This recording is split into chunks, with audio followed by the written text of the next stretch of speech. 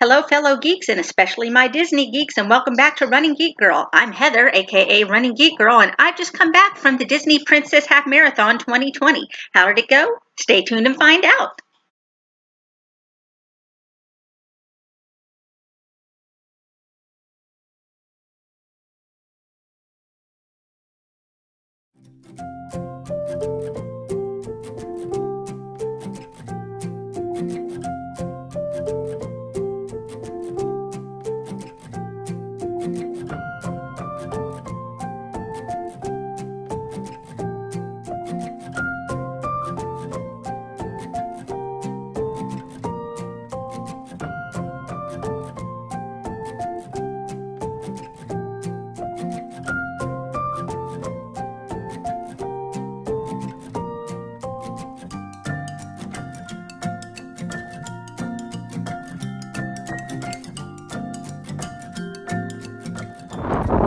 It's cold and windy, but I have tea.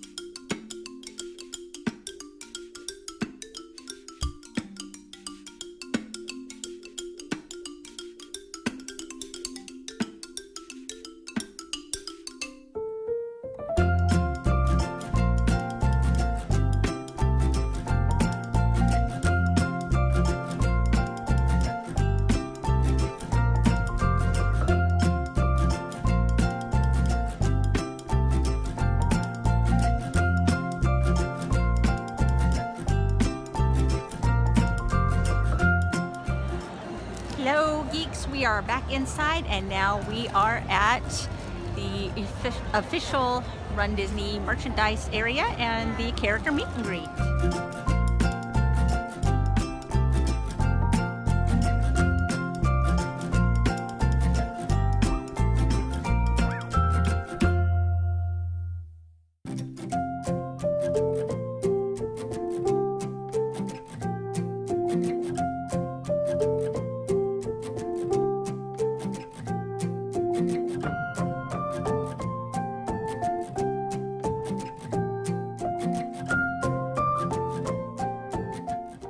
Hello, geeks. It is Saturday, and I'm gonna go out exploring on a short run to test out my new running shoes.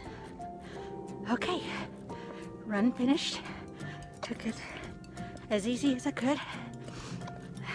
Had my aftershocks with me as usual, and new shoes seem to be doing great. They are very responsive, very springy. Right now, my feet kind of don't know what to do with themselves because they have proper cushioning for a change. So it was a nice run, and I'm gonna stretch out and get rested up for half marathon in the morning.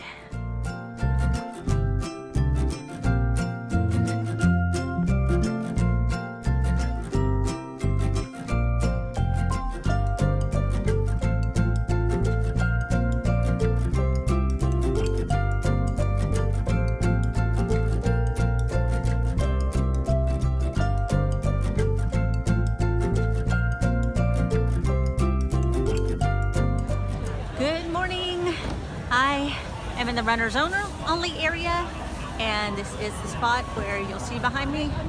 It's an entire block of porta potties.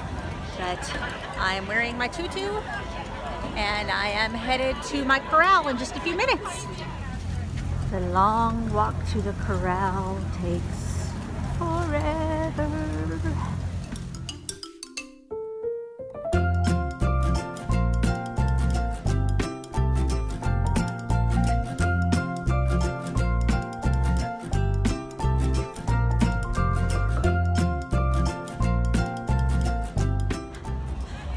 One mile, 12 to go.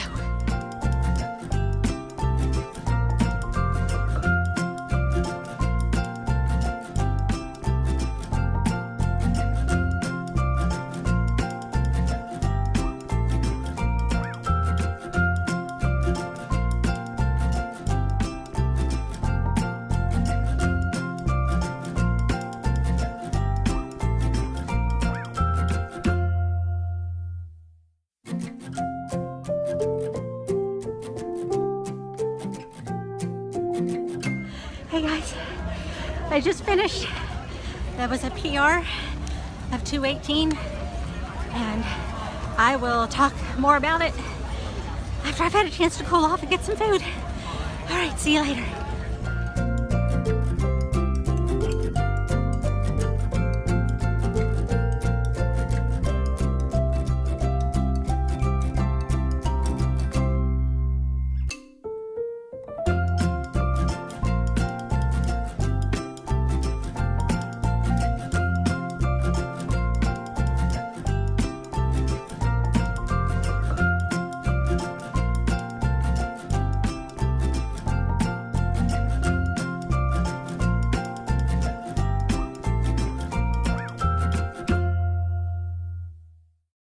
And as you can see, it was a great day for a race. The weather was absolutely perfect. It started at around 55 degrees Fahrenheit and got up to around 60 by the time I had finished the race. It was kind of funny because when I first started the race, I was sweating, but I could still see my breath. So that was kind of a weird sensation. Now, the last Disney races that I've been on have typically been during marathon weekend, which is in January, but they tend to sort of follow the same course. Of course, the route that they normally have to take has to be altered because of all the construction that is going on currently at Epcot. And when you run the half marathon, then the parks that you run through are Magic Kingdom and at Epcot. You begin outside of Epcot in the parking lot. You run to the Magic Kingdom. You run through some areas of the park and come through the castle, then back outside the parks, and you come back up around an on-ramp back into the Epcot area. Then once you get back into Epcot, you would usually go into the World Showcase area or go through the breezeways in Future World on either side of Spaceship Earth. But you're not able to do that right now because of all the construction walls that are up. So we sort of went this roundabout way around the outside of the park, around the edge of the World Showcase, back into the park around Mexico Pavilion, and then back out and into the parking lot area in order to finish. So it wasn't quite as scenic as it normally is, but the race was definitely still just as challenging as it ever was. Once you hit about mile 5, and if you look at my splits, you can see where between mile 5 and 6, you sort of hit a little bit of a bottleneck getting into the Magic Kingdom because the road tends to narrow as you enter the actual park itself. And then you hit another bottleneck as you're going through Cinderella Castle and out into the Main Street USA and the hub area before you turn and head into Frontierland in order to exit the park. So I slowed down a little bit in those spots. Also, there is a hill right about mile 10 where it's an on-ramp to get back into the Epcot area, and so you're already tired, you've run 10 miles, and now all of a sudden you're having to go uphill. But the good news is, since you go uphill, you get to go downhill too, and that was really a relief. I was feeling good that day, and right about mile 10, I decided I was going to evaluate where I was, and I was still feeling that I had some energy left in me. I was doing my Jeff Galloway run, walk, run intervals of 3 minutes running to 1 minute walking, and was headed for 11 minutes per mile, and I was aiming for a finish time of 2 hours 25 minutes. and by the time I got to mile 10 was still feeling pretty energetic. I had a lot of gas left in the tank, and so I just went ahead and ran the last 3 miles straight with no walk breaks, and was able to hit my stretch goal of 2 hours and 18 minutes. So I was really not expecting that. I was really pleasantly surprised to get to the end. As you can see by my finish line photo, I was extremely happy to get that time. The last few times that I've run a half marathon have been a little bit slower. Had some problems with my right hamstring, and it's slowed me down quite a bit, not able to get a lot of the running in that I wanted to get. And so normally I would run around 2.5 to almost 3 hours for a half marathon. So this was a real pleasant surprise. I was very happy with the way things turned out. One of the things that the Run Disney races feature is that out on the course you will find off to the side as you're running different characters that you can pose and have a picture with. I didn't do that because I was a little bit more focused on maintaining a certain pace and trying to get a PR. But I was able to see a lot of characters that you wouldn't normally see in the park. It goes beyond Mickey and Minnie, and it goes to some of the villains and some of the characters that you're not normally going to see unless you see them out in a parade. And in some areas where they were not able to put a character, they would put signs up on the side of the road that had different riddles on them and different jokes. And so they were still entertaining you even if they didn't have a character there to greet you. Another feature that Disney has in their races is that they offer both Powerade and water on the courses, and halfway through the race at around mile 7.9, they were able to offer sport beans. Sometimes they offer goo. I know they did that in the past. I know the past couple of years I've been there, they've offered the sport beans, which are the jelly beans that give you a little extra energy boost. I also had my electrolyte and energy gel with me by Science and Sport. That's something that I normally train with, and so I had that with me. I had already taken it at the halfway point, but felt I needed a little bit extra boost, and so those sport beans absolutely helped and didn't cause any problems on my stomach. A lot of people were really enjoying those out on the course. As far as the expo goes and bib pickup before the race, it was very much the same as it is in January during Walt Disney World Marathon weekend. A lot of the same vendors were there. It was just as crowded as it ever was, but there's a method to the madness. Disney does a great job of putting people exactly where they need to be as far as getting waivers signed, getting their bibs picked up, and getting their race shirts picked up. The race shirts this year, each race length featured a different Disney princess, and the half marathon featured Cinderella. These shirts before had been printed by Champion. Disney ended their contract with them, and they've started doing their own Run Disney shirts in-house. Some people are happy with the change. Some people were not. I really have not noticed all that much of a difference. I've run a couple of times in this shirt since I got it, and it's just as comfortable as it ever was.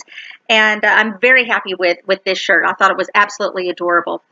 This was also another purchase that I made, were the limited edition Princess Half Marathon 2020 weekend ears, which are, it doesn't quite show up well on video, but these are glittery black and purple ears with a glittery purple bow, and then you have Cinderella Castle up here.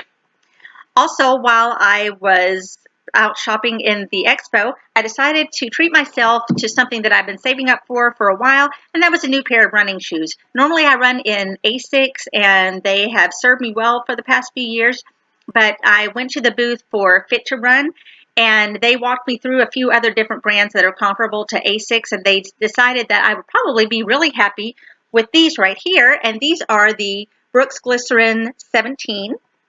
And I am actually very happy. I've taken these on about 3 different 5K runs since I got them, and I'm really happy with them. I really like the wider toe box because my toes need a lot of room when I'm running, and they're very lightweight, and the cushioning in them is fantastic. Very, very receptive to running, very springy and very responsive. So I'm very, very happy with these. And last but not least is the Finisher's Medal for the Disney Princess Half Marathon 2020. The half marathon this year was centered around Cinderella. And so you can see here is the medal. It looks absolutely gorgeous in person. It's got this nice clear layer around here that says Disney Princess around it. And I was absolutely stunned. And it's a lot bigger and heavier than I thought it would be. I know Disney when they do their half marathon and marathon medals, they tend to give you something pretty special, and they absolutely did this time. The medals this year are absolutely gorgeous.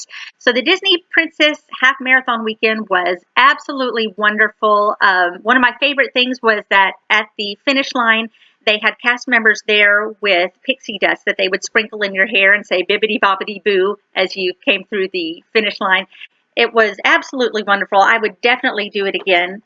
Next year, however, I may go back to doing the Walt Disney World Marathon weekend as opposed to the Princess weekend, and then I may switch back to the Princess weekend.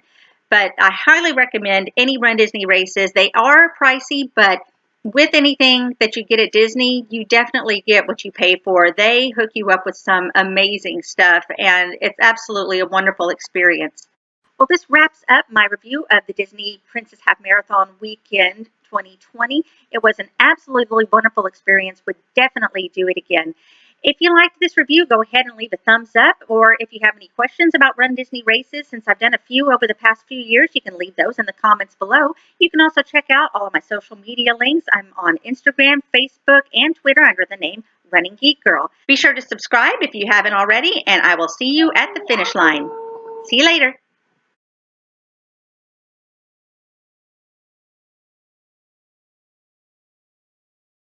And when you run, yay, you did it.